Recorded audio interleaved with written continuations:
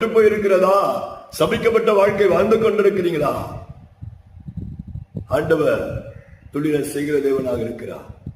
பட்டு போன உங்க வாழ்க்கையை துளிர செய்கிறவர். ஜெபிக்க முடியலையா? வேதத்தை வாசிக்க முடியலையா? தியானிக்க முடியலையா? ஆராய்ச்சி செய்ய முடியலையா? பல மணி நேரங்கள் தேவ சமூகத்தில் விழுந்து கிடக்க முடியல. அதிகாலை எழுந்திருக்க முடியவில்லையா? பலவீனவனை மேற்கொள்ளுகிறதா?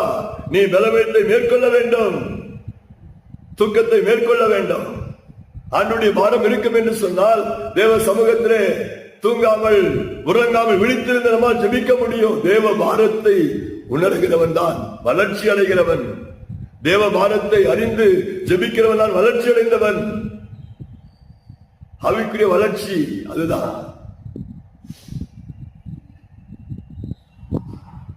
ஆண்டுடைய சிந்தையை அறிந்திருக்கிறவன், தேவனோடு கூட நடக்கிறவன், தேவ சத்தத்தை கேட்கிறவன்,